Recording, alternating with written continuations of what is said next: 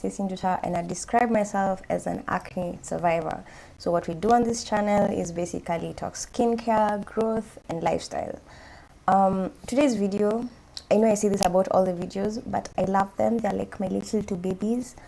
But yeah, today's video is something that I should have probably started with. Wait. It's cold outside. I don't know. My voice is doing this whole thing. I don't know what that is. But today's video is basically exploring DIY skincare.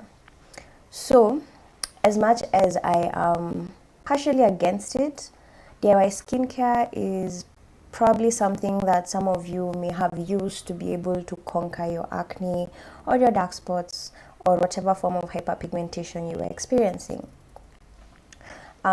So basically this video is not about what to do, what to use. It's more so towards the mistakes to avoid and tips to ensure that you also like get the best results. You know, you optimize the DIY skincare that you are choosing to use, whatever it is. So let's start.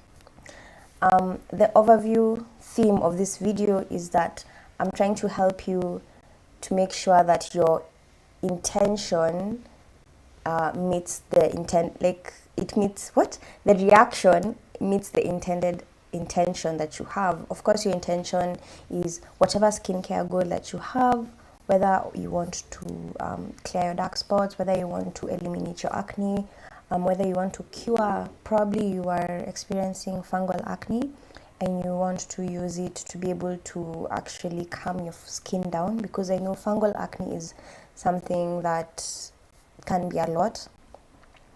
So yeah, whatever your skincare goal is, these tips and mistakes to avoid are just a basic overview of how to make sure you optimize what you're trying to aim for. So the first one, I'd start with texture.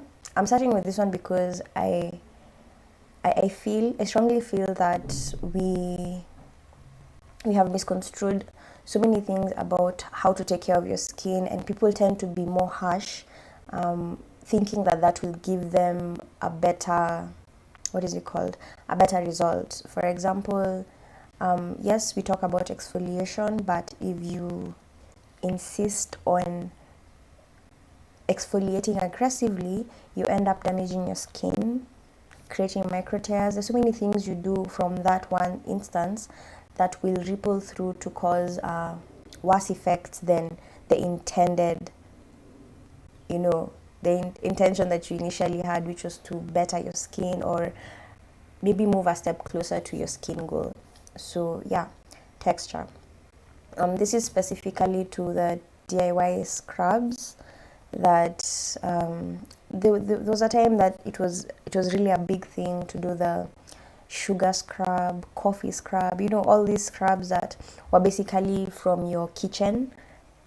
And you know, I personally also, you know, made the mistake of trying these items out, but as soon as I realized or learned that texture is a big factor in your skincare routine, I step back from that. So I'm hoping that this will also help you realize that. So if you're using, for example, coffee or sugar granules, I'd really insist that either you take a moment to crush them to become a bit finer, or to just avoid it altogether, because what happens is, because the intention, or rather it is a food item, so when it was being made, they didn't really think of making the granules a friendly skin shape, you know. So when you use that and you tear through your epidermis, you're actually hurting yourself more than helping yourself. Yes, coffee and sugar do have amazing results on your skin, but the texture will downplay all that you're trying to achieve. So that's my first mistake to avoid. Just make sure if you can either crush it further, or you can choose to create like something else, a paste that could actually help you be able to achieve whatever DIY item that you're trying to make in that moment. The other item is to avoid going in excess of maybe 5 items in one concoction. So usually what happens is for example, if you want to make a nice mask, you'll probably grab your I don't know, what do people grab? You'll probably grab your honey, you mix it with turmeric, you mix it with yogurt, you mix it with, you just keep mixing, and before you know it, the formulation is a bit unstable. And to put this in perspective, think of it like this: before a product that is going to be used by humans is approved, it has to go through several tests. First they need to check if it's stable as a product, and then they need to check how it reacts with the body. Is it giving the reaction, the intended reaction that you're trying to trigger? Whether it's higher production of collagen, whether it's more supple skin, whether it's hydration, because you may formulate all those things and make that concoction, put it in your face, and then you get a rash, and you're confused because you're like, why am I getting a rash? This is honey, and all those things that you had whipped together. But really, if you inspect it under a microscope, there's probably some sort of thing happening that shouldn't be happening anywhere near your skin. So that's why, formulation is such a big thing in the industry, and that's why products can take years to get approved. So what I'd encourage you to try out first is always limit it to maximum 5 items. Actually, just do 1 to 3, because you'll see the results instantaneously, as opposed to mixing with other items and then you get your rash, or you break out, or especially like I mentioned in previous videos, I know people who cannot use DIY skincare because it actually causes them to break out further. So yeah, that's what I'd say towards that. That's a mistake you can avoid. It's simple. It's just making sure that, for example, if you want to create a nice mask to stop your blemishes, or just stop inflammation, especially maybe you've noticed that something triggered you, maybe it's the weather or something in specific, so you can use something like 2 ingredients like turmeric and yogurt. That's 2 ingredients, you whip that up, you put on your face as a mask, and that's done, as opposed to just mixing things and you end up looking like you are yeah, you end up looking like you're casting a spell on someone. So yeah, that's my point towards that. Another point is, for anything, okay, this is from more personal experience. There's a time I was using turmeric and I noticed it's making my face turn color. For those who are not familiar with turmeric, it looks like ginger. It's what you use in rice, the powder, yeah. You can also use the root itself. But what happened is that as I was doing this whole blend and paste for my face, I realized it's actually making me turn yellow.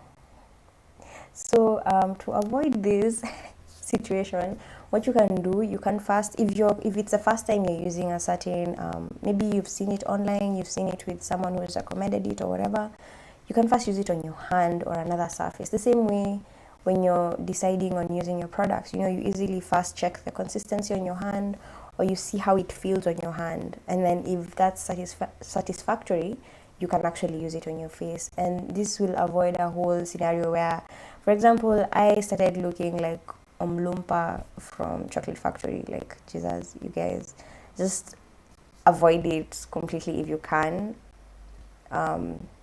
Yeah, just if you're experimenting, just figure out ways to test it before you put it on your face, because your face is the, this is your billboard. This is your billboard. Everyone can see it. So if you mess with this, that's it. So yeah, that's actually for that point. And I figured that's probably what I've covered now for the DIY skincare, and I wanted to slip in and add essential oils to this bit, because I feel like it's also part of the whole DIY skincare, because you're getting maybe a concentrated bottle and you're figuring out how to use it in your skincare routine. So tips for using essential oils the right way. Of course, I've mentioned this before. Please make sure if it's concentrated, have a carrier oil or mix it into something. Don't use it directly on your skin.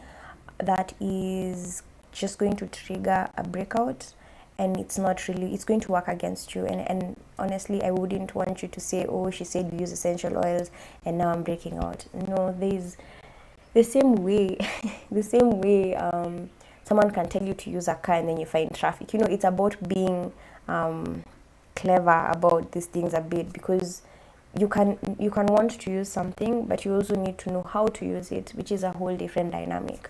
So for essential oils, please use a carrier oil or mix it in something. Essential oils are amazing. You can use it, for example, I personally like using them as serums. But you can use it, for example, if you have like a clay, whether it's Indian clay, bentonite clay, all those types of clays, you can actually add a clay to supplement what you feel your skin is lacking. If you feel like you need hydration, avocado oil is amazing for that. If you feel that your blemishes are they are standing out too much, this is actually for the next tip. This is something I actually did yesterday. I noticed that some of my pimples were just, you know, protruding and stuff. So what I did, it's actually a bit died down, but they're drying slowly. So I'll probably show you guys tomorrow. So what I did is you take a cotton bud, you wet it just a bit, and you dip it in your tea tree oil, and then you dab. You just slowly dab it. Tea tree is amazing to dry your pimples and also sort out any blemishes that you have. So if that is currently your skincare goal, I'd actually, you know, encourage you to try that one out. And yeah, that's pretty much it in terms of just the scope of mistakes to avoid and tips for essential oils. And I can't believe, oh my god, you guys, we're about to finish this series. I genuinely think, like, I got attached to just making videos, and I'll continue making videos, but now I'll switch up to weekly, which will be Sunday probably around 5 is when I'll be premiering. But yeah, it's been amazing, and thank you so much for catching up with me. Bye.